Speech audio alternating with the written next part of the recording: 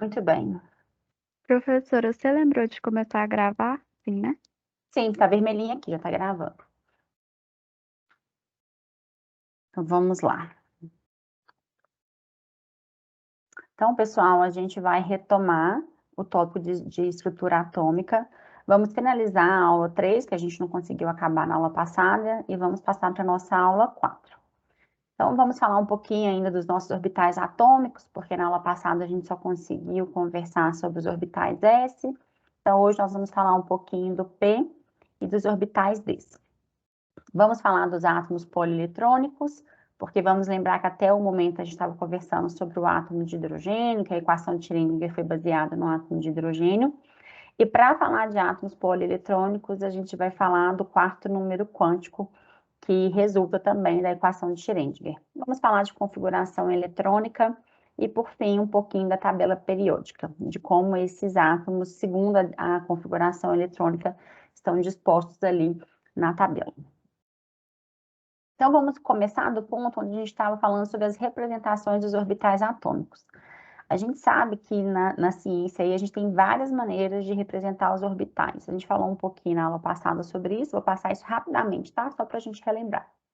Tem o diagrama de superfície limite, que de fato é o mais utilizado, que é o mais didático, vamos falar assim, que nos ajuda muito a entender sobre a simetria do orbital.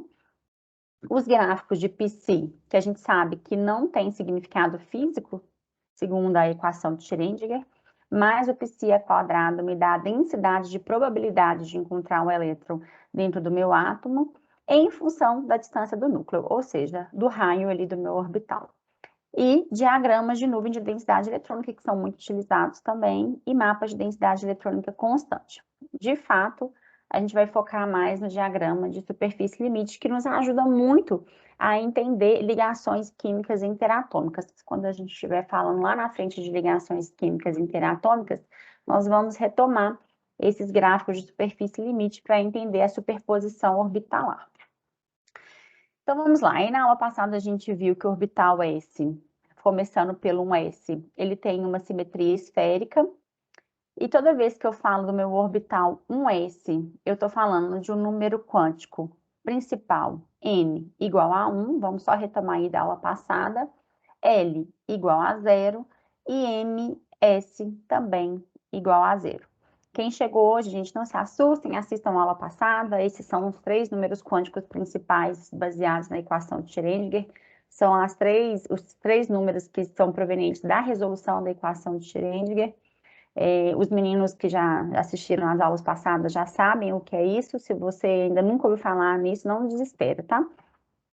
Já já vocês vão estar nesse mundo aí da equação de Schrödinger.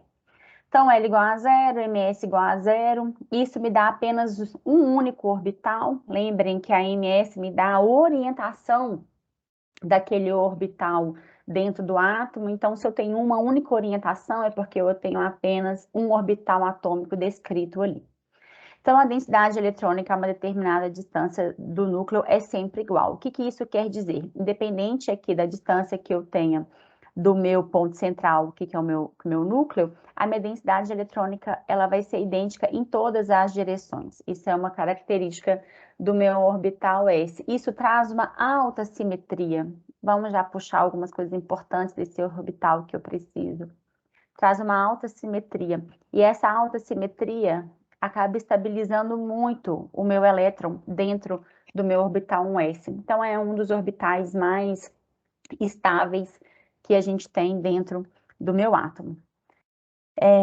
Todos os outros orbitais, tanto 2s, 3s, 4s, até lá o meu 14s, até lá o meu 100s, todos eles calculados pela equação de Schrödinger, também apresentam simetria esférica centrada no núcleo, né? Então, a diferença aqui do meu orbital 1s para o 2s por 3s é basicamente o tamanho, porque a minha simetria é esférica também. E aí, como que os orbitais S vão se diferenciar quando a gente vai mudar o valor de N? O que muda, então, na verdade, é o tamanho dele e a região nodal, que a gente conversou na aula passada, né? Ele vai ficando cada vez maior e vai criando regiões nodais aqui dentro. Vamos só relembrar o que é uma região nodal. Uma região nodal é aquela que a função de onda equivale igual a zero. Ou seja, a função de onda equivale igual a zero quer dizer que eu tenho nenhuma probabilidade de encontrar o elétron dentro daquele orbital. Ou seja, vamos definir o orbital de novo. Alguém lembra das aulas passadas? Qual é a definição de orbital? Alguém pode me ajudar? Vamos ver se vocês estão assistindo os vídeos no YouTube.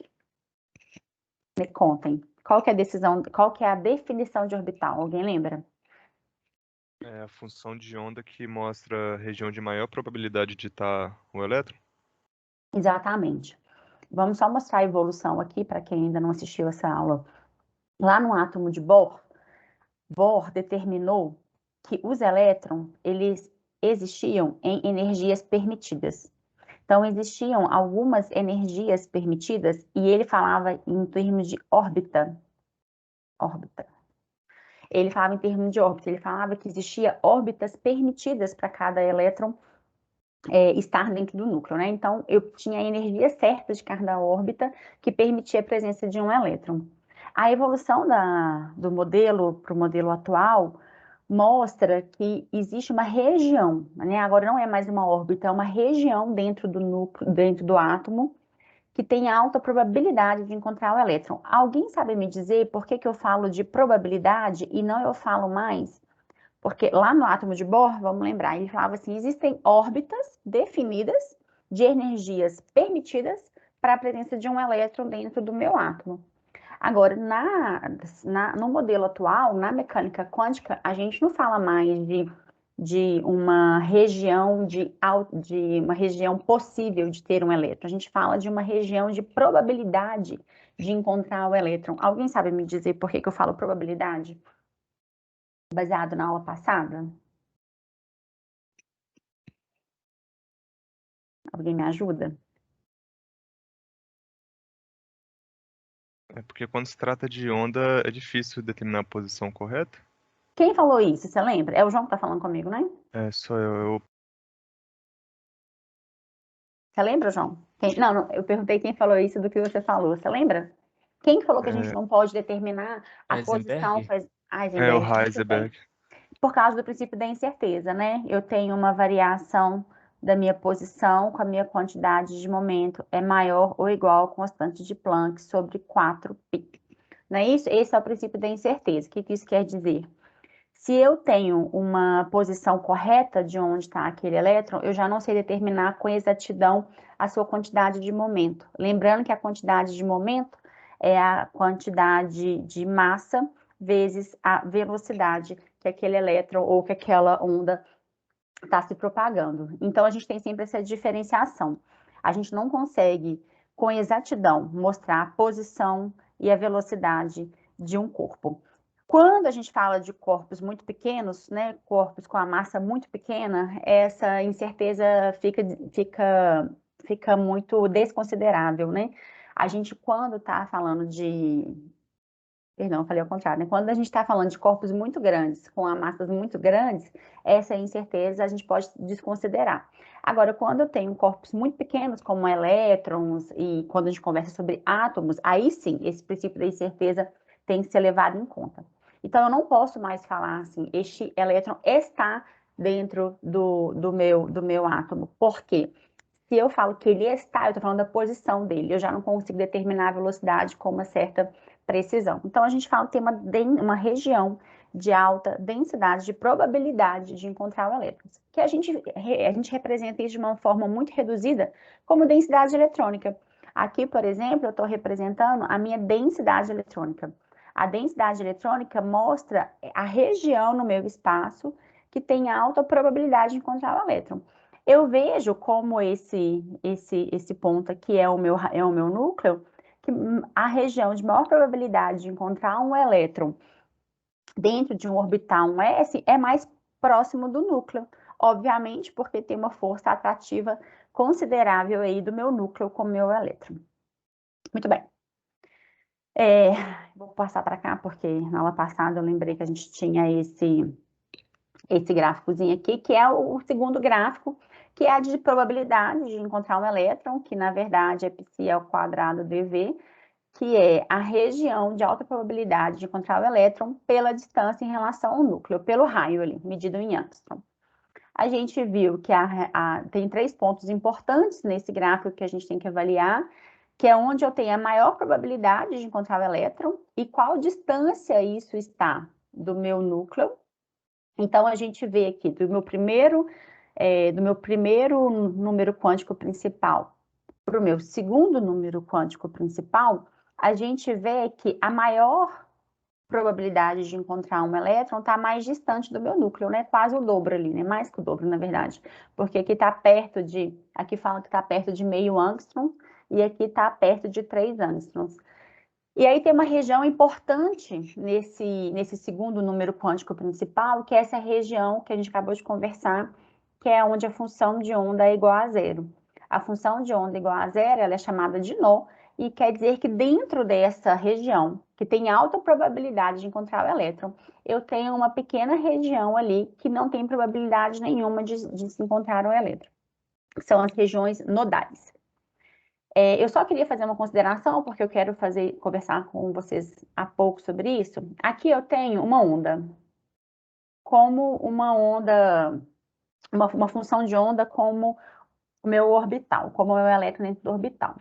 Aqui eu tenho uma onda onde a minha amplitude é positiva, e aqui eu tenho uma parte da onda onde a minha amplitude é negativa, de mesmo valor, só que de sinal algébrico contrário.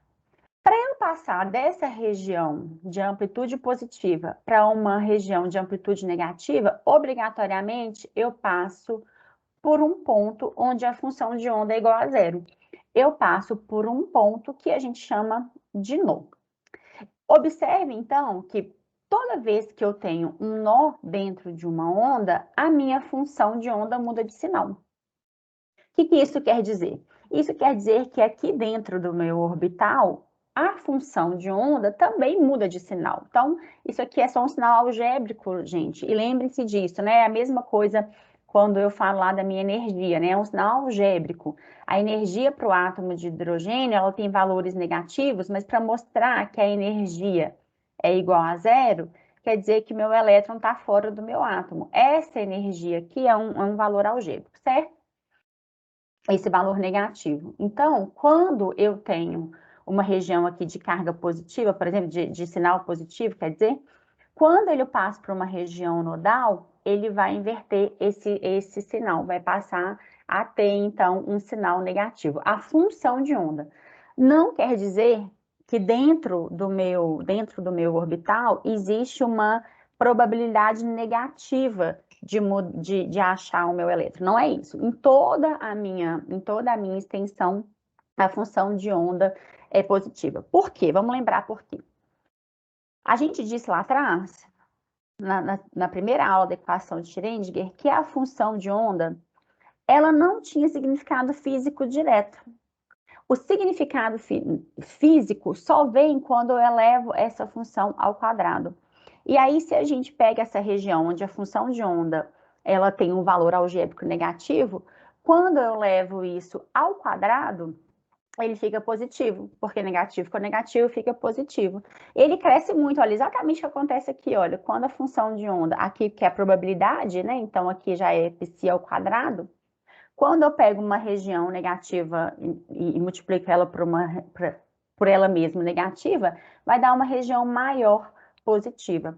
Então, esse sinal que a gente vê em orbitais, isso é muito importante, muitos livros trazem esses sinais em orbitais, é somente um sinal algébrico da função de onda. Não quer dizer que tem densidade negativa de encontrar um elétron ali dentro, combinado?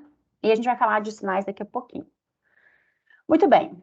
Então, o meu terceiro nível de energia também tem um orbital S, então N igual a 3, L igual a 0, MS igual a 0. Da mesma maneira que os demais orbitais S ali para trás, um S, dois S. A única diferença é que a maior densidade de probabilidade de encontrar este elétron está mais distante do núcleo, passando ainda por 3 regiões nodais. Se a gente fosse pegar a função de onda, a gente falaria que essa função de onda tem sinal positivo, negativo e positivo. Este é um gráfico de π ao quadrado. Se eu fosse fazer o meu gráfico de π por r, ele ficaria mais ou menos assim. Ele ficaria algo.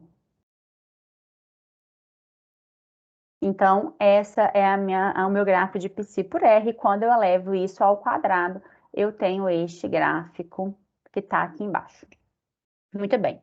Agora, imagina toda vez que eu tiver que descrever um orbital, eu ter que fazer um gráfico de função de probabilidade radial de um orbital. Isso dificulta muito a nossa vida, né? Então, por isso, o gráfico de densidade, que basicamente representa um orbital S, um orbital 2S e um orbital 3S como esfera, facilita muito a nossa vida.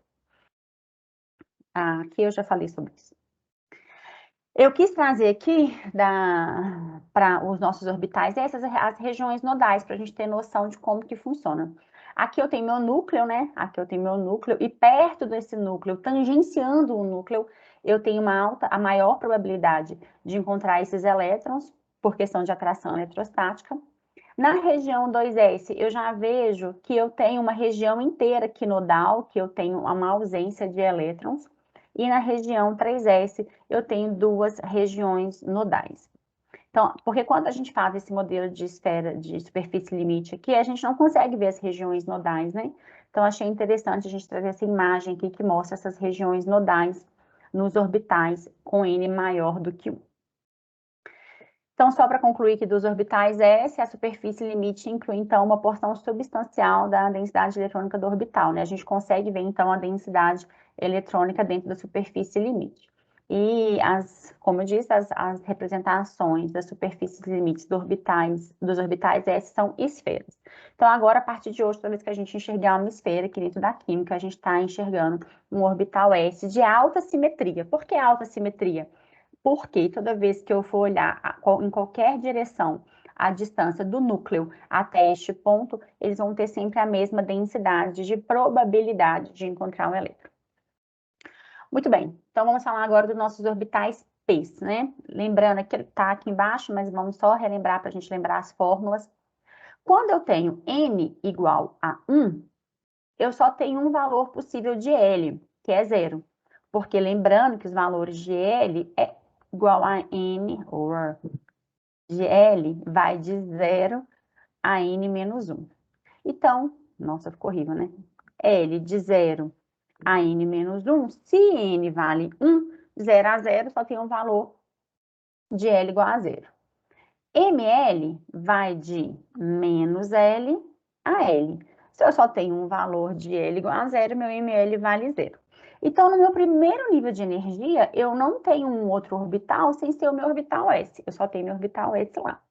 Agora, quando eu tenho N igual a 2, então o primeiro nível de energia que apresenta um orbital diferente é N igual a 2, eu tenho valores possíveis de 0 e possíveis valores de L igual a 1. Para L igual a 0, o meu ml vale 0. Para L igual a 1, o meu ml vale menos 1, 0 e 1. Então, eu vejo que o meu ml, que é o meu terceiro número quântico, que é meu número quântico magnético, ele me dá a posição, a orientação do meu orbital dentro do meu átomo. Como eu vejo 3 valores possíveis de ml, eu posso dizer que o meu L igual a 1, que a gente simplesmente chama isso de P, tem 3 orbitais P, tem 3 posições distintas para esses orbitais dentro do meu átomo. Vamos só lembrar daquele gráfico de energia para os meus orbitais que a gente viu na aula passada, depois dos nossos números quânticos. A gente viu que, na ausência de elétrons, todos esses orbitais dentro de um mesmo número, dentro de um mesmo nível de energia, eles são degenerados. O que isso quer dizer? Tem a mesma energia.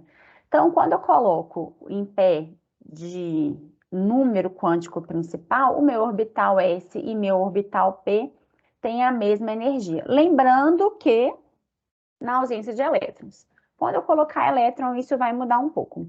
Então, o que isso quer dizer? Lá na aula passada também, a gente disse que a gente representa os orbitais como quadrículas.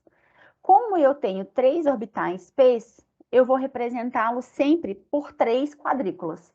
E aqui eu posso, só por uma questão de ordem, falar que esse é o meu ml igual a menos 1, 0 e 1.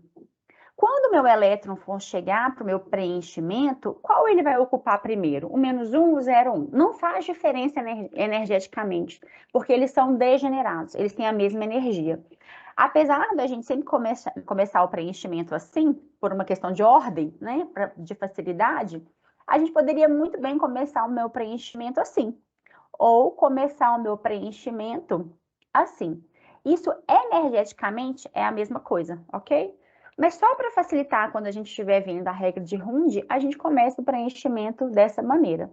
Mas, energeticamente, isso significa a mesma coisa. Porque em ml, os valores de ml, menos 1, 0 e 1, energeticamente são degenerados. Ou seja, tem a mesma energia.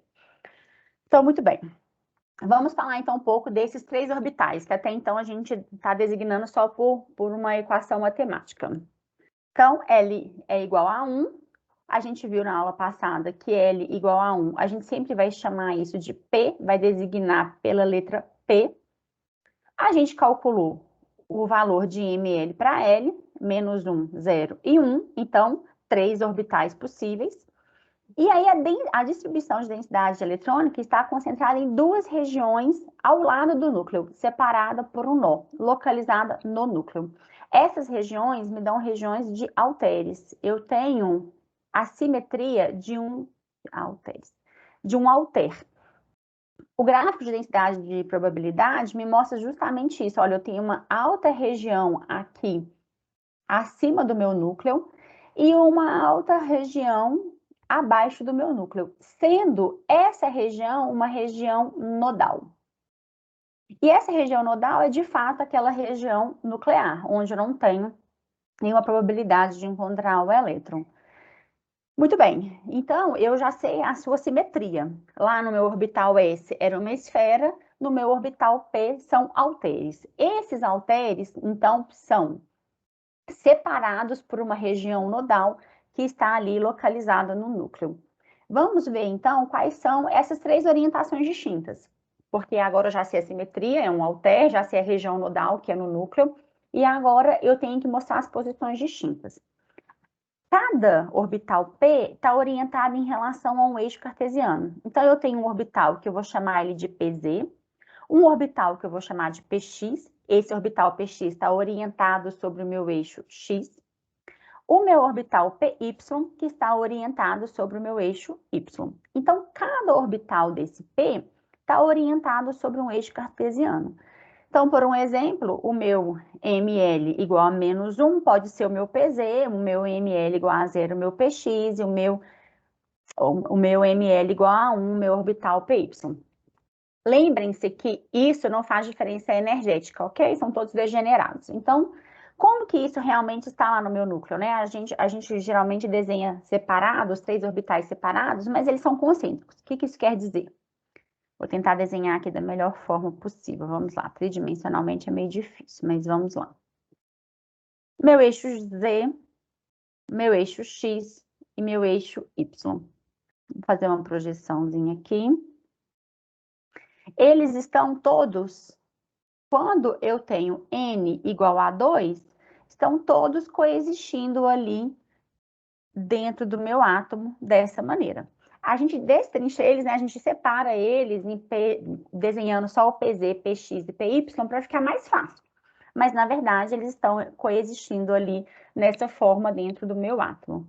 Ai, Raquel, eu vou ter que sempre lembrar, eu vou ter que decorar que o meu orbital Y são, perdão, PY, PX e PZ são halteres, estão em relação ao eixo cartesiano? Sim, isso aí é uma coisa que a gente vai ter que levar para a nossa vida. Porque quando a gente vai falando de interações interatômicas, isso é super importante. Como que acontece essa superposição orbitalar para formar uma ligação química? Então, a gente precisa saber sim, combinado? Então, muito bem. Coisas importantes que a gente tem que saber em relação aos orbitais PX, PY, PZ. São todos degenerados, ou seja, têm a mesma energia, independente da sua posição, se é PX, PY, PZ. Eles são coexistentes, né? Dentro do meu átomo, eles estão assim. A gente só desenha separadinho para ficar mais fácil a visualização. E eles só começam a existir quando eu tenho N igual a 2. Quando eu tenho N igual a 2, L igual a 1. Muito bem. Vamos falar um pouco agora dos nossos orbitais Ds. Vamos só lembrar dos números quânticos aí para todo mundo lembrar das continhas.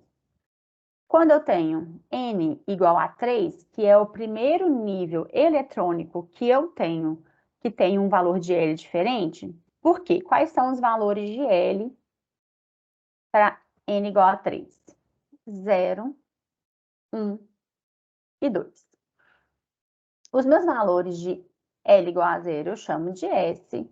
Os meus valores de L igual a 1 eu chamo de P. E os meus valores de L igual a 2 eu chamo de D. Não vou me preocupar com os meus orbitais SP, porque a gente já viu ali atrás. Vou me preocupar somente com o meu L igual a 2. L igual a 2 vai me dar ML igual a menos 2, menos 1, 0, 1 e 2. Então, ao todo, eu tenho 5 posições, 5 orientações distintas dos meus orbitais. Então, ao todo, eu vou ter 5 orbitais. Esses orbitais, eles lembrando que todos eles são degenerados, ou seja, quando eu colocar esses orbitais em formas de quadrículas, são 5 quadrículas, 2, 3, 4, 5, eles apresentam a mesma energia, são todos degenerados. Porém, a sua simetria é diferente. Nos orbitais desse, deixa eu só abrir aqui minha caixinha para ver onde eu posso escrever.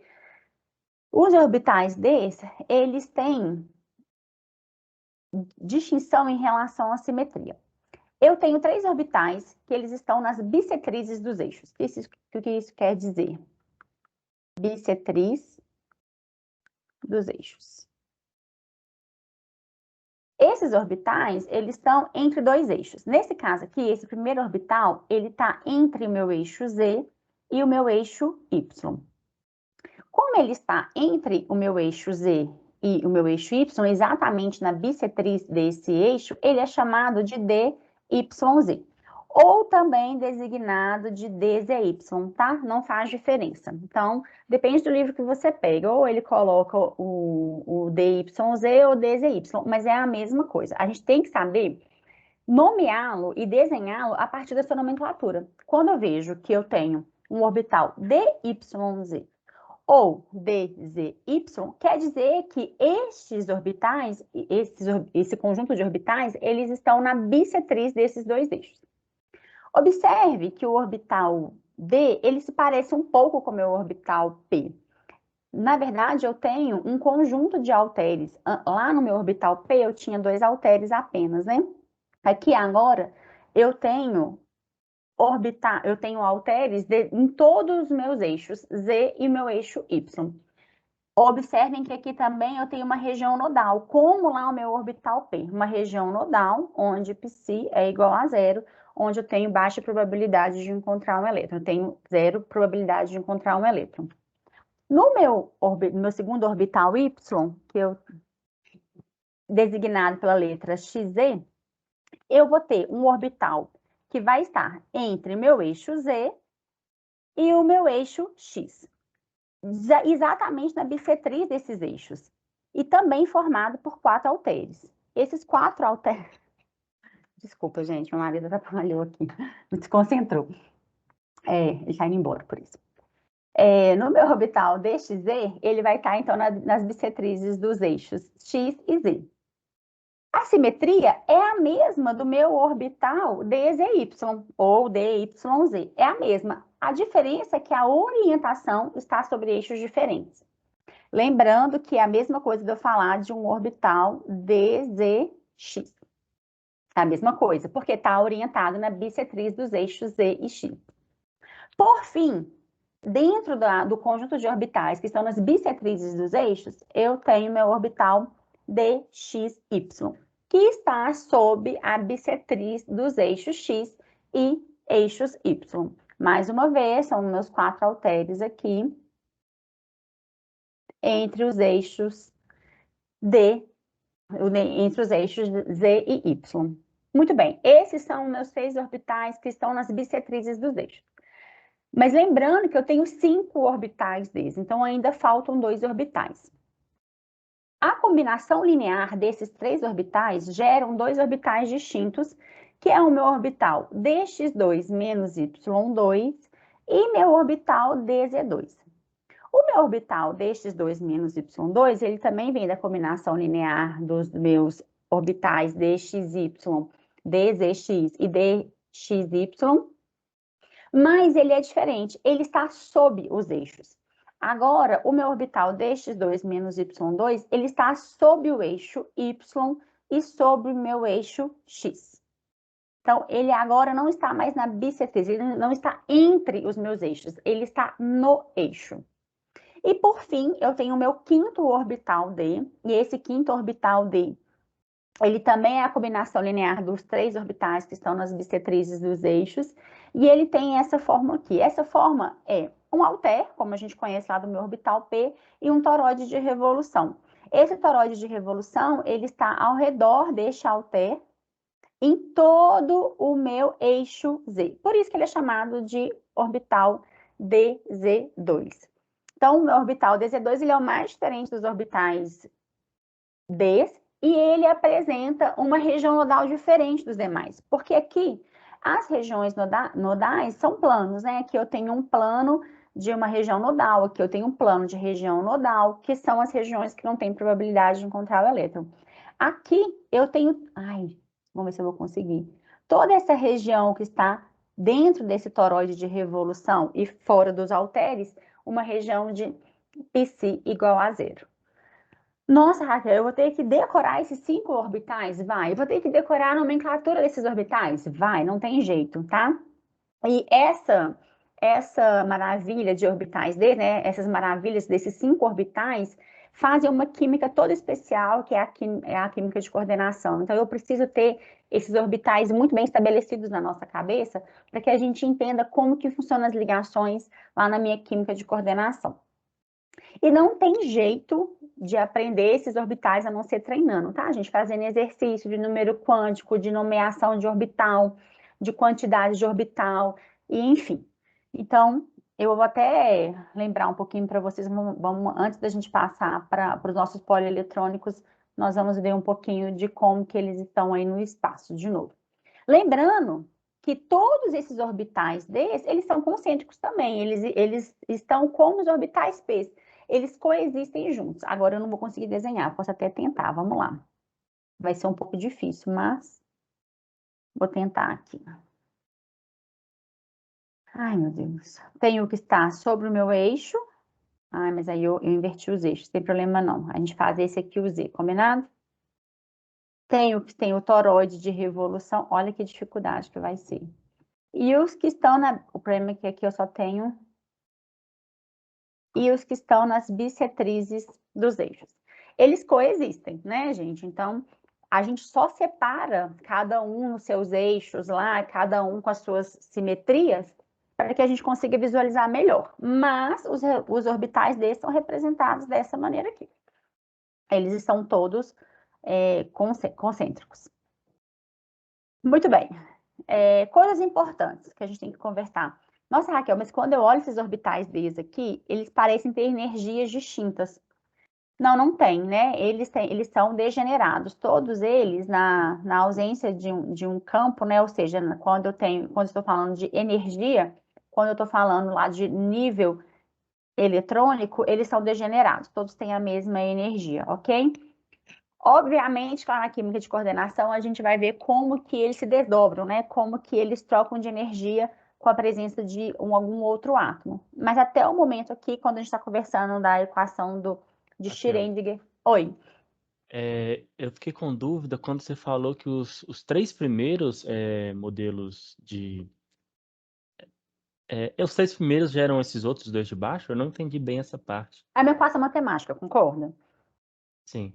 Então, a resposta quando foi fazer a resolução da equação de Schrödinger para o L igual a 2, para achar os valores de ML, não conseguiam achar as 5 regiões possíveis, os 5 gráficos possíveis de densidade e probabilidade para os meus orbitais desses.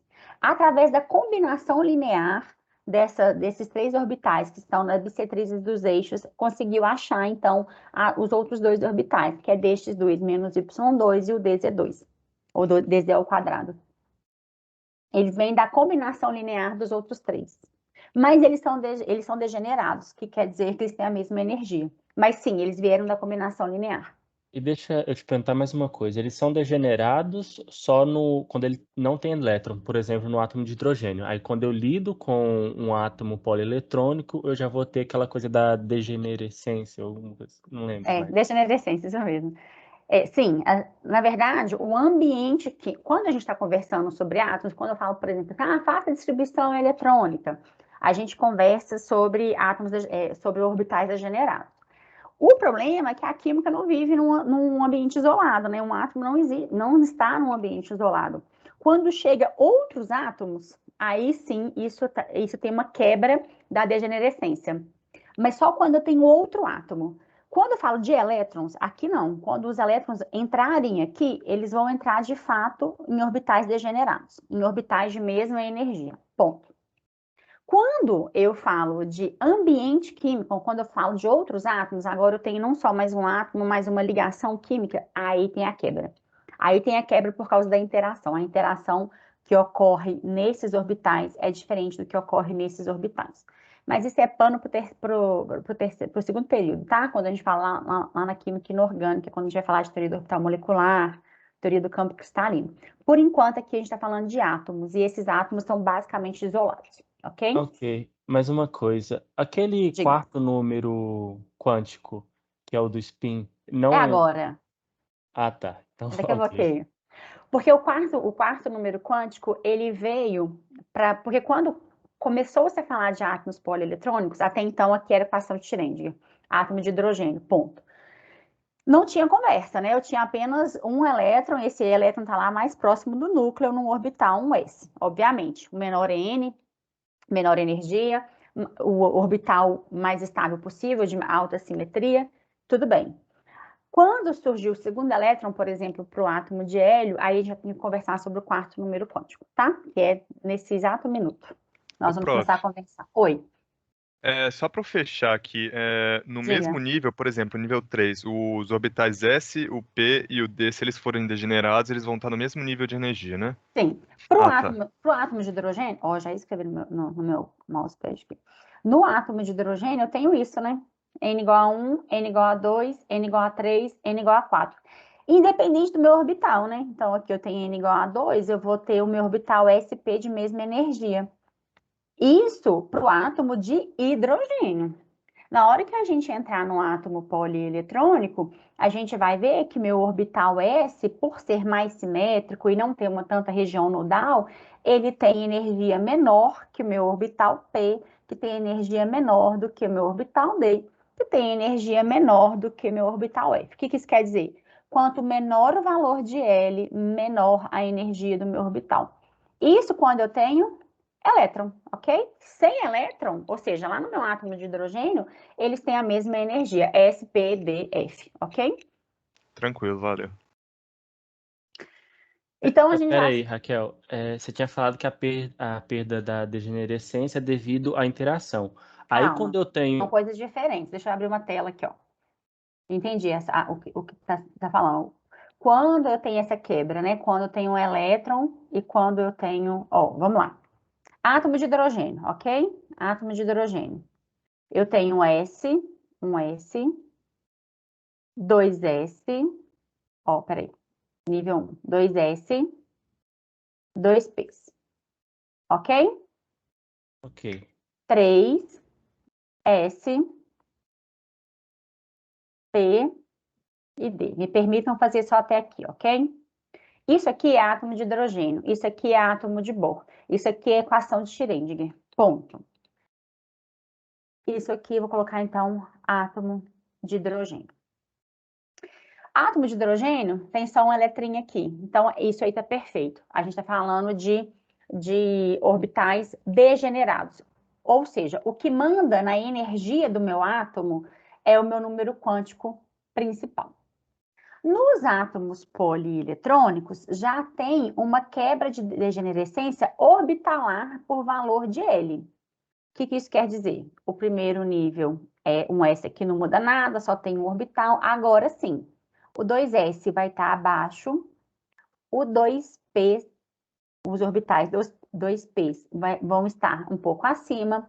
Aí vai vir o meu 3S, o meu 3P. E aí vou parar aqui, porque aí tem uma quebra aí. Mas aí, basicamente, isso quando eu tenho elétron. Agora, quando eu tenho átomo, aí a coisa já muda totalmente de figura, porque aí a coisa agora é assim, ó. Me permitam fazer só o 3S, tá? Vou fazer um diagrama de energia só para o S.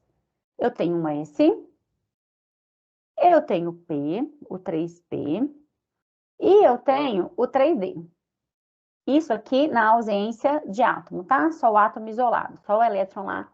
1, 2, opa, 5. Na hora que chega um átomo, isso tem um desdobramento. Isso tem um desdobramento. Aí eu tenho o meu orbital. Então, o átomo é para cá. O meu orbital D desdobra, tem a quebra de degenerescência. Então, são 3 situações. A gente vai subindo cada degrau, a gente vai subindo em termos de energia. Antigamente, a gente achava que toda vez que eu estou no meu mesmo número quântico, eu tenho a mesma energia, átomo de hidrogênio. Átomo polieletrônico, isso já quebra, eu já separo isso em orbital. Orbital S tem menor energia que o P, que tem menor energia do que o D. Na hora que chega um átomo, aí que as coisas, outro átomo, né? Quando um átomo agora está interagindo, aí que as coisas pioram mesmo, porque antes o que eu achava que tinha uma degenerescência, como é o caso dos meus orbitais desse, eu vejo que existe essa quebra. E essa quebra gera uma energia diferente para os meus orbitais D e F. Orbital P não, tá? Orbital P, ele não tem quebra de degenerescência porque ele tem a mesma simetria, né, gente? Todos eles têm a simetria de halteres. Então, isso não dá quebra de degenerescência. As coisas só começam a mudar, eu só tenho quebra de energia, diferença de energia acima do meu orbital D. Porque tem simetrias diferentes, né? Vamos só recapitular aqui, é a primeira vez que muitos veem um orbital D na vida. Então, vamos lá, alguém me ajuda. Esse orbital aqui, vou fazer em ordem contrária para a gente lembrar. Este orbital aqui está na bissetriz do eixo X e do eixo Y. Como é que ele chama? Alguém me ajuda? XY? Não, DXY. DXY. DXY ou, ou DYX. Muito bem. Aí eu também tenho outro orbital no eixo Z e no eixo X, que está entre esses eixos. Nossa, que beleza! Esse orbital é chamado de DZX ou DXZ.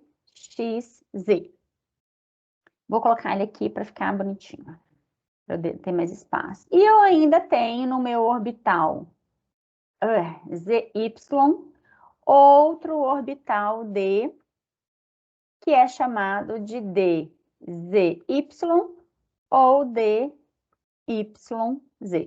Esses 3 orbitais têm a mesma simetria. Qual que é a simetria? Halteres que estão nas bissetrizes dos meus eixos. Agora, o meu orbital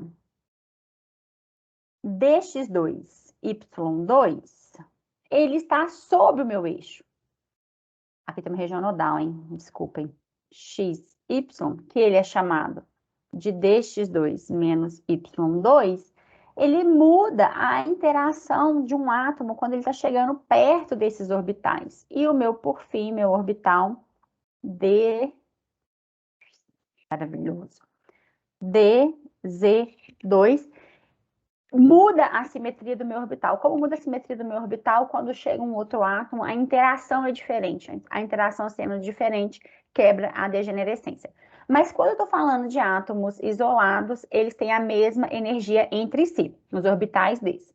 Quando eu estou falando de átomo de hidrogênio, ele tem a mesma energia que um orbital P, que tem a mesma energia que um orbital S. Ok? Então, é basicamente assim. Quando eu tenho um polieletrônico aqui no L, como é que eu falo? O que que teve a mudança aqui nesse do meio? Aqui teve a quebra de energia, a quebra de degenerescência. Vou colocar aqui, ó. Quebra. Eu tô achando que minha letra tá até mais bonita com o dedinho enfaixado, vocês estão achando? Quebra de degenerescência. Quebra da energia igual, dos orbitais. É o que nós vamos ver daqui a pouquinho, tá? Daqui a pouquinho não, agora. Só quero falar do orbital F.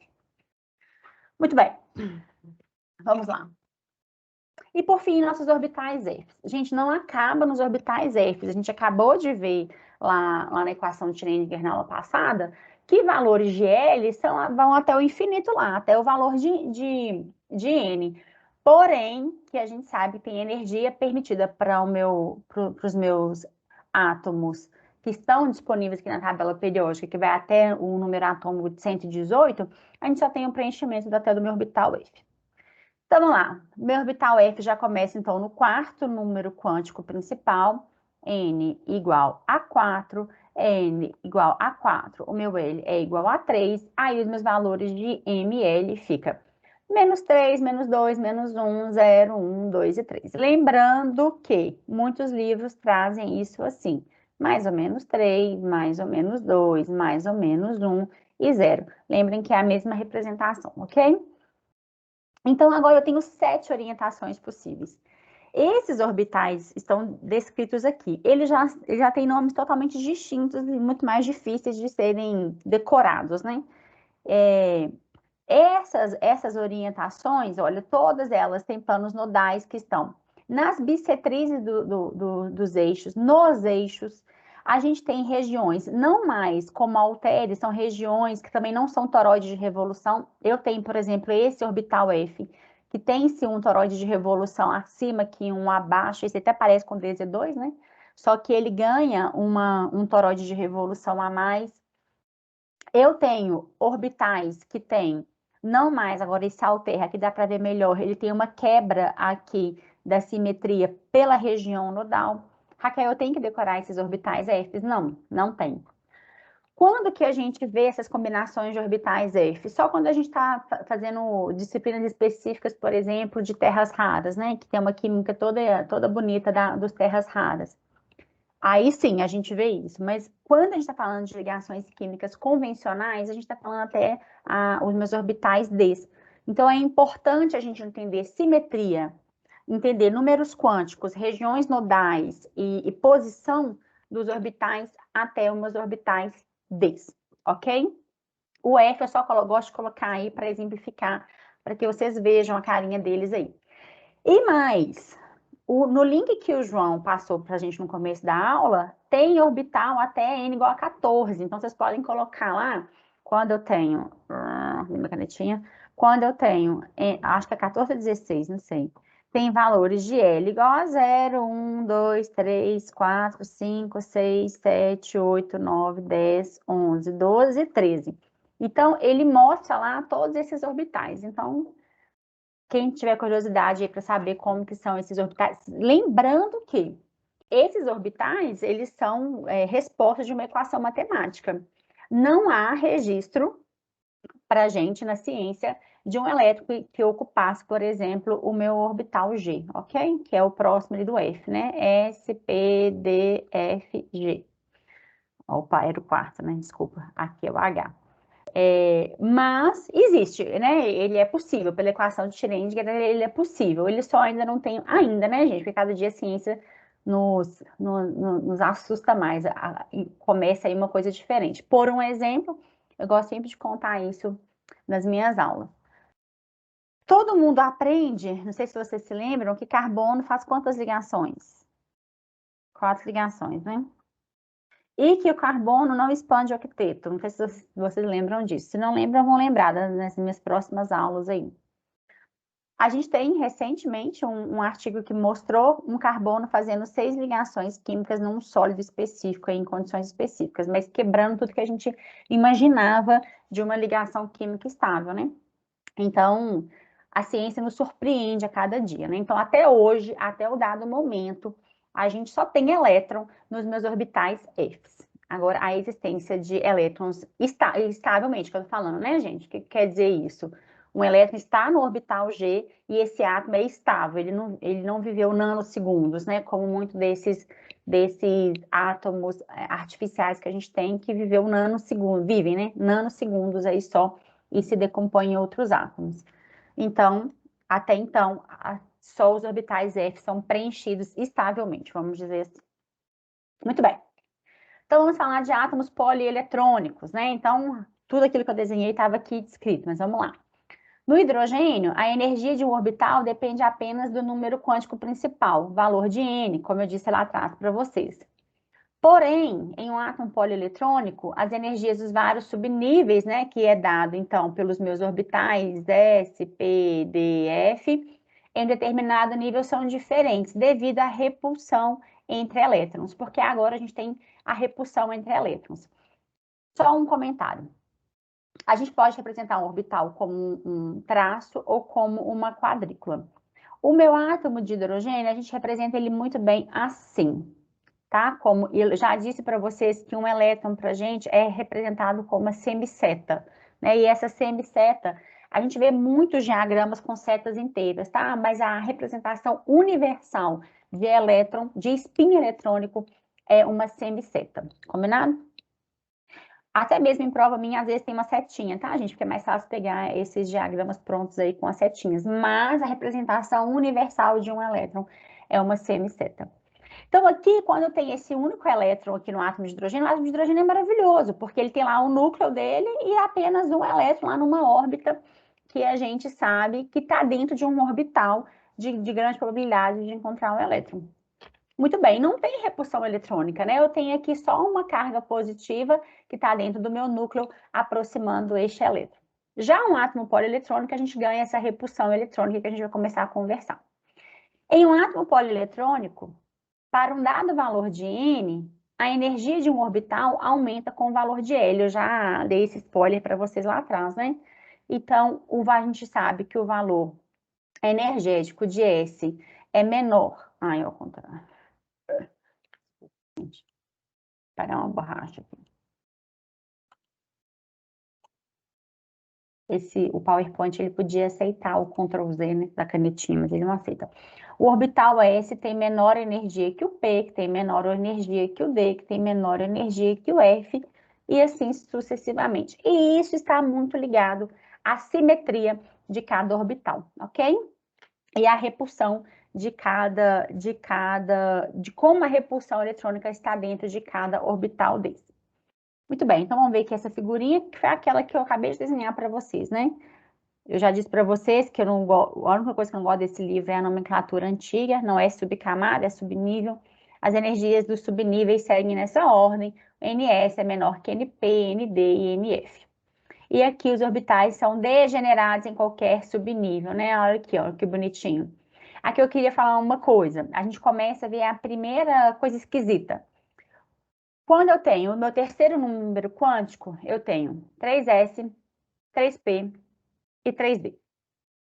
E aí, na hora que eu tenho meu quarto nível quântico, o quarto número quântico principal, eu vejo que o meu orbital 4S tem energeticamente, ele é menor em energia do que meu orbital D. E aí a gente pergunta por quê? Se a gente viu lá atrás que quanto maior o número quântico, maior é a energia do meu nível.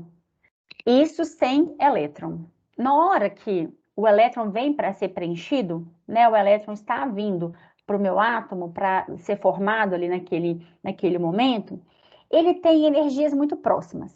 Sem elétron, gente, eu tenho exatamente isso, ó, 3D e 4S. Exatamente isso, que é aquilo que a gente falou. Sem elétron, quanto maior o número quântico, maior a energia. Quando eu coloco um elétron aqui e um elétron aqui, eu analiso a estabilidade desse orbital. Quando o elétron preenche o meu 4S, a energia dele cai muito. Ele cai tanto, ele estabiliza tanto, que ele desce em energia do meu orbital 3D. Então, isso aqui, gente, só é uma verdade se tiver um eletrinho aqui, ok?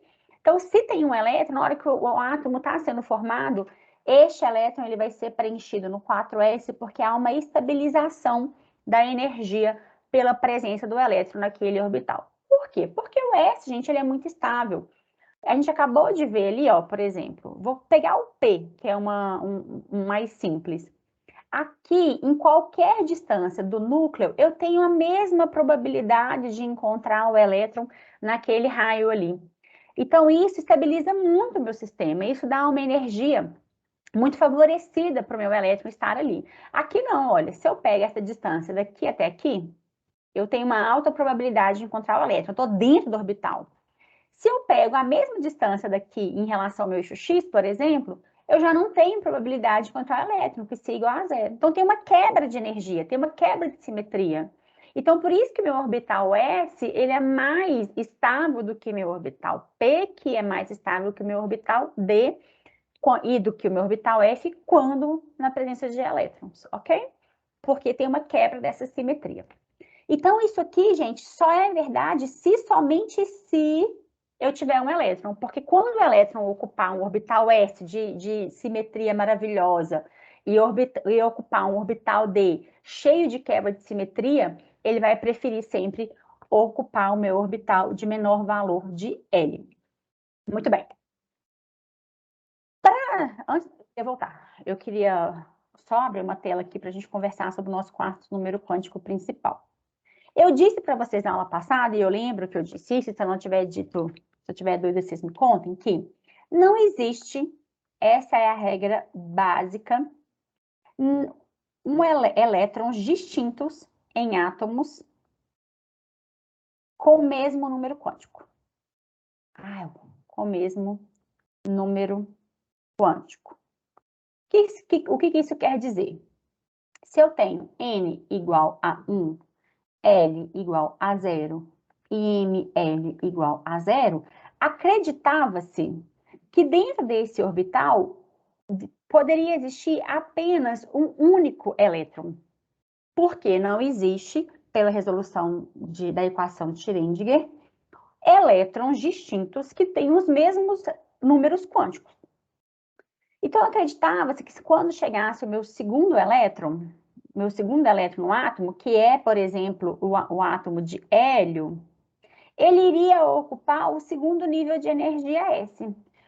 Porém, dados mostraram que ele ainda estava lá no meu orbital 1s. Foi aí que começou-se a questionar como que ele poderia estar ali no mesmo orbital 1s se ele tivesse o mesmo número quântico, ia quebrar essa regra de que elétrons distintos têm números quânticos distintos. Só uma pausa aqui, hein, gente? Não existe elétron distinto. Em elétron é tudo um elétron sempre igual ao outro. Mas dentro de um átomo, a gente pode diferenciá-los pelo orbital que ele ocupa. Concorda? Se ele estiver no orbital 1s, é um elétron que está no orbital 1s, que se ele tiver um elétron lá no P, ele está lá no meu orbital 2p. Mas elétron é elétron, tá, gente? O meu elétron é igual ao elétron de vocês, que é igual ao elétron de qualquer pessoa, de qualquer material nesse mundão aí. Então, vamos voltar. Então, a resolução para esse problema foi dada com a descoberta do meu quarto número quântico. E o quarto número quântico, ele veio de uma propriedade que é intrínseca do meu elétron, que é chamado de spin eletrônico. Spin eletrônico faz com que cada elétron se comporte como uma pequena esfera que gira em torno do seu próprio eixo. Essa observação, então, gente, ela trouxe outra luz aí para a nossa atomística, vamos dizer assim. Porque antes você achava que o elétron ele tinha apenas ali uma orientação. E quando aplicado um campo, a gente vê que este elétron ele pode se orientar a favor do campo ou contra esse campo, ou seja, numa direção de horária ou anti-horária, e isso é chamado de spin eletrônico. Ele funciona mais ou menos como uma bússolazinha. Então, essa propriedade mostrou uma divergência ali entre o meu elétron, né? Ele poderia se comportar ou em relação ao horário ou em relação ao anti-horário. E isso é chamado, então, de spin eletrônica. Spin eletrônico ou spin eletrônica, tá? Essa observação, então, levou a uma atribuição de um novo número quântico ao elétron, que é chamado de número quântico magnético do spin. Gente, basicamente é chamado de spin, ou então chamado de spin eletrônico, ou então chamado de número de spin. Esse quarto número quântico é designado pelas letras ms. Então, agora, eu tenho não mais N, L e ML. Eu tenho agora um quarto número quântico. Como eu tenho duas orientações possíveis, né, duas direções possíveis que esse elétron ele pode reagir, então a gente fala que ele tem dois possíveis valores. E esses valores permitidos, que encaixam bem na equação de Schrödinger, aqui o S é subscrito, é de mais meio e menos meio. Então, são dois valores possíveis. N é dado de 1 a infinito. L é dado de 0 a N menos 1. ML de menos L a L. MS só tem dois valores possíveis, mais meio e menos meio. Então, agora eu tenho, para cada uma resolução da equação de Schrödinger, eu tenho duas possibilidades de resposta, com um quarto número quântico, mais meio e menos meio. Isso trouxe à luz aquilo que a gente estava questionando, ou seja, dentro de cada orbital cabem dois elétrons, porque eu vou ter duas respostas diferentes da equação de Schrödinger. Eu vou ter, que beleza, hein? N, vou começar com o primeiro. N igual a 1, L igual a 0, ML igual a 0, e aí agora eu vou ter o meu MS igual a mais meio. Eu tenho agora uma segunda possibilidade, N igual a 1, L igual a 0, ML igual a 0 e MS igual a menos meio. Então, agora eu tenho duas possíveis respostas da equação de Schrödinger para o mesmo subnível atômico. E isso quer dizer, então, que dentro de cada quadrícula daquela, de cada tracinho desse, cabem dois elétrons. Designou-se, então, a seguinte convenção. Quando eu tenho um spin para cima, é basicamente quando eu estou falando do meu spin mais meio. Quando eu tenho um spin voltado para baixo, eu tenho a minha orientação menos meio, o meu valor menos meio. A gente fala que esses spins emparelhados, eles são antiparalelos. Antiparalelos. Paralelos. Então, dentro de um mesmo orbital, cabem dois elétrons, porque eles têm números quânticos distintos agora, com o valor de ms mais meio e menos meio. Vamos só ler aqui a legenda da figura que a gente não leu. O elétron se comporta, então, como se estivesse girando ao redor de um eixo, gerando, assim, um campo magnético, cuja direção depende do sentido da rotação, ou horário ou anti-horário. As duas orientações, né, as duas direções do campo magnético correspondem a dois valores possíveis de número quântico de spin, que é mais meio e menos meio. Muito bem, deixa eu ver que horas são, porque senão eu passo muito. Aí Pauli, então, determinou o princípio que rege toda a disposição desses elétrons nos átomos polieletrônicos. Segundo o princípio da exclusão de Pauli, vou ler a regra para vocês, depois a gente destrincha ela melhor. Estabelece que nenhum par de elétrons em um átomo pode ter o mesmo conjunto dos quatro números quânticos, então, iguais. Assim, dois elétrons só podem ocupar o mesmo orbital se, pelo menos, cada um deles estiver em um valor diferente de ms, um com mais meio e outro com menos meio. Como há sempre dois possíveis valores, concluímos que um orbital pode ter, no máximo, dois elétrons que devem ter spins opostos. Foi o que a gente acabou de dizer ali atrás, né?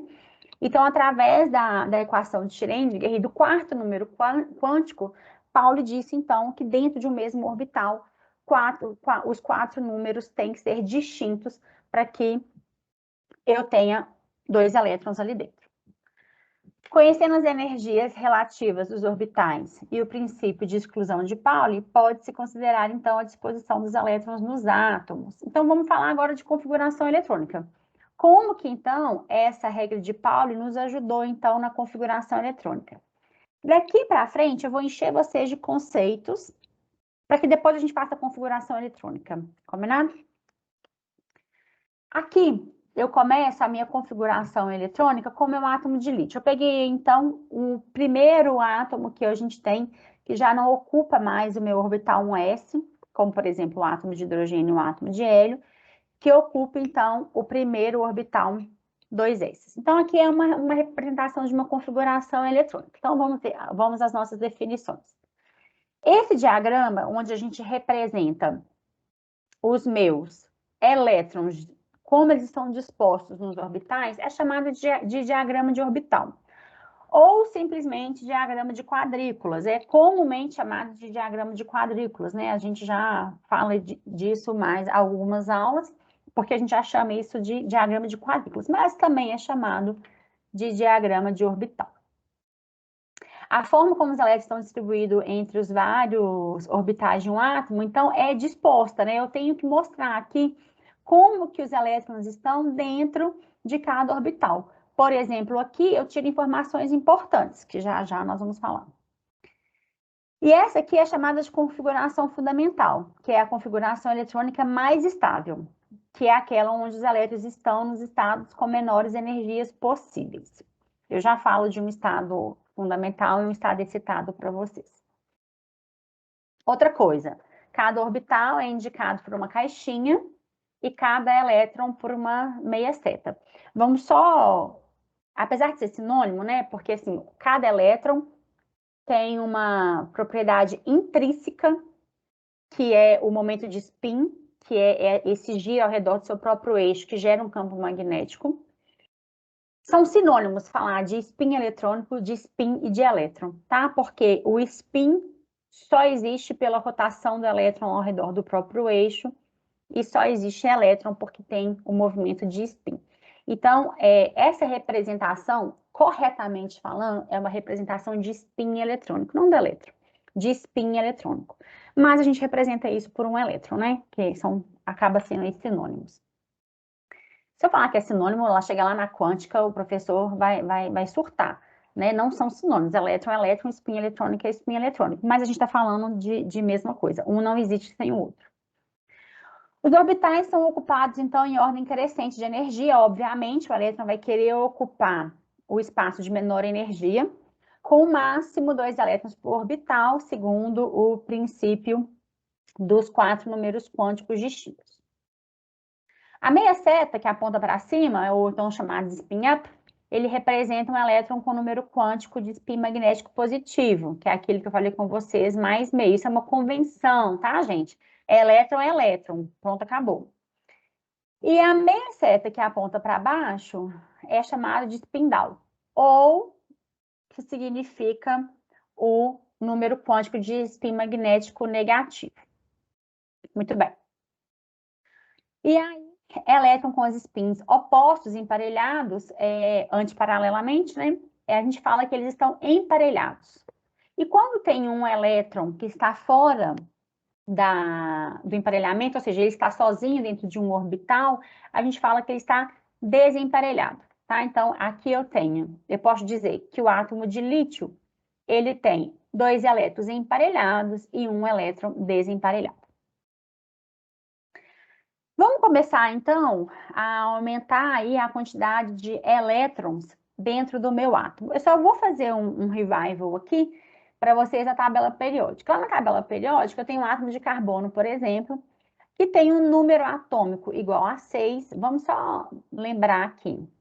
Número atômico igual a 6 quer dizer que dentro do átomo de carbono e dentro do núcleo, para ser mais específico, eu tenho 6 prótons, eu tenho 6 elétrons.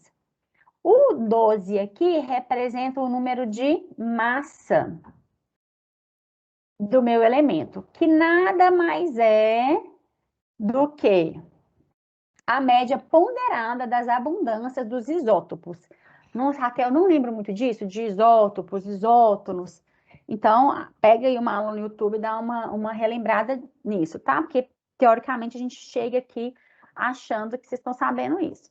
Posso até dar uma revisada em algum momento sobre isso com vocês, mas vamos dizer que é um pré-requisito, combinado? Aqui não. Ai, que susto. Oi, diga. Tô tão sozinha. Eu não sei se foi só eu, mas eu acho que eu perdi o áudio por um segundo. Depois de já tinha que chegar sabendo. A gente espera que já chegue sabendo. Tá. Desculpa, deve ter caído aqui. Tomei um sustão, você viu? Eu fico tão solitária aqui, vocês conversam tão pouco comigo, que eu até assusto quando... É o seguinte. A classificação de isótopos, isótonos, isóbaros, a classificação de alótropos, a classificação, a nomeação, né, de alótropos naturais, etc., é algo que a gente considera um pré-requisito. Não está dentro do nosso conteúdo. Eu não me importo de repetir tudo isso, de parar um momento e a gente fazer tudo isso, mas teoricamente você tem que saber. Raquel, onde é que eu posso relembrar disso? Tem várias aulas no YouTube onde fala aí de constituição atômica, né, de núcleo, de próton, de nêutron, enfim, tá? Tirem isso aí da memória de vocês de alguma maneira, combinado? Então, vamos lá. Quando eu olho, então, lembrando que não existe uma regra para tabela periódica. Isso pode estar descrito assim. A minha aqui, ó, que fica aqui na minha frente, ela é descrita assim, ó, número atômico aqui, número de massa aqui. Enfim, umas têm nome, outras não têm. A gente vai chegar na tabela periódica, tá? Mas a gente tem que lembrar que o menor número apresentado aqui é sempre o meu número atômico, que é igual ao meu número de prótons, que é igual ao número de elétrons no átomo neutro. Aqui eu tenho a minha massa, que nada mais é que a média ponderada dos isótopos mais abundantes daquele átomo. Então, relembrem isso, tá? Então, vamos lá. Meu átomo de carbono tem 6 prótons, que isso quer dizer que tem 6 elétrons. Então, eu tenho que distribuir 6 elétrons dentro dessas quadrículas, né? Eu vou começar distribuindo de menor energia. Quando eu começo com menor energia, o primeiro elétron vai entrar dentro do meu orbital 1s. Menor número quântico, orbital mais estável, e também é a única opção que a gente tem no 1s, né? O segundo elétron também vai entrar no meu 1s porque está vazio ali ainda cabe o segundo elétron com o número quântico magnético de menos meio. Então, aqui, 2 elétrons. Aí, vou preencher 2s, mais um 2s, e ainda cabe mais um no 2s. Então, ali já tem 4 elétrons. Só que agora, gente, eu tenho 2 possibilidades. Faltam ainda 2 elétrons para o meu orbital P. Então, eu poderia preencher assim, ou seja, colocar os meus 2 elétrons dentro do meu mesmo orbital antiparalelo, como é lá no meu orbital 2s, ou eu poderia simplesmente em 2 orbitais distintos. A pergunta é, qual é mais estável? Essa pergunta foi respondida por Hund. Eu acho que vocês já ouviram falar aí dessa regra de Hund, que determina que, para orbitais degenerados, o que isso quer dizer? Orbitais de mesma energia, a menor energia, ou seja, a maior estabilidade, é alcançada quando o número de elétrons que tem o mesmo spin é maximizado. Então, o que isso quer dizer? Quer dizer que aqui, olha, eu tenho apenas um número quântico sendo preenchido. Eu tenho apenas um orbital sendo preenchido. Aqui, eu tenho 2 orbitais sendo preenchidos. E isso aqui diminui muito a energia do meu sistema. Estabiliza muito o meu sistema. E é fácil a gente ver a justificativa disso, né? Quando a gente coloca 2 elétrons em orbitais distintos, eu diminuo a repulsão eletrônica, né? Agora, a gente já sabe, eu tenho lá um orbital P, vamos supor que meu primeiro ali entrou no PX, tanto faz para o elétron entrar no PX, PY ou PZ, são degenerados. Ou eu coloco 2 elétrons dentro do meu orbital PX, isso aqui é algo meio grotesco, tá, gente? Isso aqui é uma representação de orbital, isso aqui é o spin eletrônico. Quando eu faço isso, eu estou fixando um elétron ali dentro, e não é bem assim, hein? Só em termos de representação mesmo, combinado? Ou então, eu coloco ele num PX e num PY, por exemplo. Isso aqui diminui muito a repulsão eletrônica, eles estão em orbitais distintos. Então, Hund colocou isso numa regra de uma maneira mais bonita, né? Ele fala, orbitais degenerados, a menor energia é alcançada quando o número de elétrons que tem o mesmo spin é maximizado. Então, o que isso quer dizer? Quanto maior o número de orbitais ocupados, mais estável é essa configuração eletrônica. Então, isso aqui, nas condições normais de temperatura e pressão, não vai acontecer. Vai ser estabilizado quando eu tenho o maior número de orbitais preenchidos. E isso se dá dessa segunda maneira aí. Então, primeiro eu vou ocupar o máximo dos orbitais e depois eu volto emparelhando esses orbitais. Muito bem. Ai, desculpa. A regra de Hund, então, é baseada no fato de que os elétrons se repelem. Ao ocupar orbitais diferentes, os elétrons permanecem o mais longe possível uns dos outros, minimizando, assim, a repulsão entre eles. Aqui, gente, eu só coloquei uma tabelinha de preenchimento para a gente ver que, quando eu estou lá no carbono, eu tive que preencher o segundo, eu passei para o nitrogênio, eu coloquei mais um elétron aqui, e aí, quando eu passo lá para o neônio, que tem 10, eu já tenho que emparelhar todos esses elétrons, tá? Aqui é só uma tabelinha para mostrar o preenchimento gradual desses orbitais. Muito bem. Aí eu quero falar com vocês, só para a gente acabar essa aula, porque senão eu estou lascada, da configuração eletrônica condensada. A configuração eletrônica condensada, ela agora se baseia no princípio de preenchimento do diagrama de Linus-Pauling, que é aquele 1s2, 2s2, 2p6. Por que aqui tem 6, gente? Vamos lembrar. Eu tenho 3 orbitais P's e cada um cabe 2 elétrons dentro dele. Então, ao todo, eu tenho 6. Lá no meu 3D, vão caber 10 porque eu tenho 5 orbitais e cada orbital cabe em 2 elétrons, totalizando 10 elétrons. Então, a configuração eletrônica condensada ela é baseada nesse diagrama aqui de Linus-Pauling, onde eu descrevo os orbitais e quantos elétrons tem dentro daqueles orbitais. Aqui, por exemplo, eu tenho a distribuição de quadrículas para o átomo de lítio, que é aquele que a gente viu lá atrás. A distribuição eletrônica por subnível me daria um S2, 2S1. Essa aqui é a minha configuração eletrônica por subníveis, ponto. A configuração eletrônica condensada, ela adota a configuração eletrônica do gás nobre anterior ao meu átomo, de menor número atômico, e representa, então, pelo seu símbolo entre chaves e depois os elétrons que estão subsequentes. Por um exemplo, aqui, a configuração anterior do gás nobre do lítio é o hélio, ele está anterior aqui. E o hélio, a configuração eletrônica é um S2. Então, o que eu faço? Eu coloco isso aqui, a representação eletrônica do hélio, e sobrou o 2S1. Pode parecer que não ajudou em nada, né? Mas em casos de átomos grandes, isso nos ajuda muito. Por exemplo, vou dar um exemplo aqui. Ferro. Eu acho que é um exemplo que eu pus lá atrás, mas vamos lá. O ferro tem número atômico 26. A distribuição eletrônica dele é 1s2, 2s2, 2p6, 3s2, 3p6, desculpa, 4s2, 3d6. Eu fiz seguindo o diagrama de Linus-Pauling. Aí, se eu já olho na tabela periódica, eu vejo que o ferro veio depois da configuração do argônio. A configuração do argônio é essa aqui, de 18 elétrons. É muito mais simples eu falar assim, olha, a configuração eletrônica do ferro é a configuração do argônio mais 4s2, 3d6. Isso ainda, o ferro é um átomo ainda pequeno, imagina lá, quando eu estou falando do astato, né?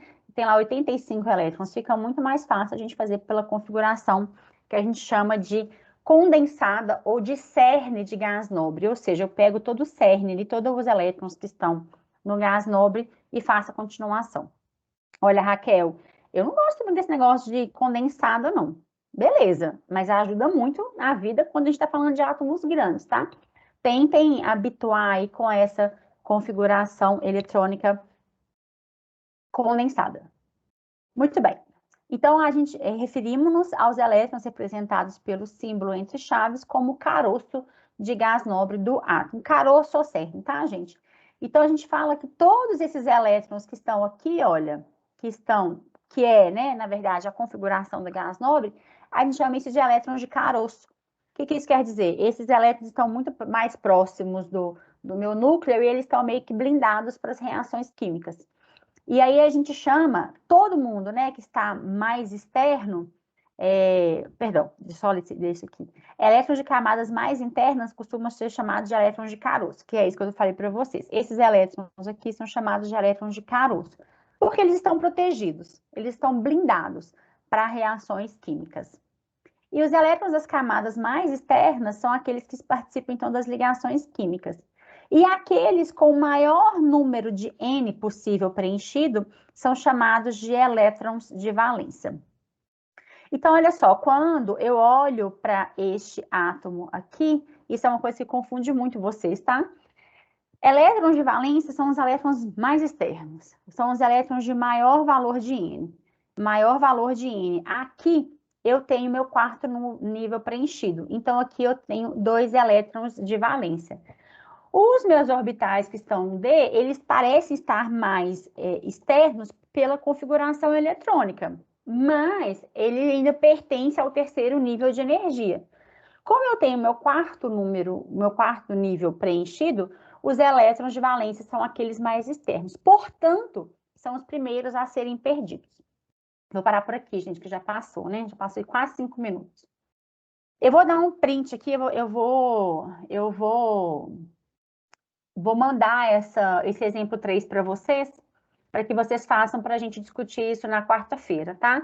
Para que a gente faça a configuração por quadrículas e a configuração eletrônica condensada dessas espécies aqui.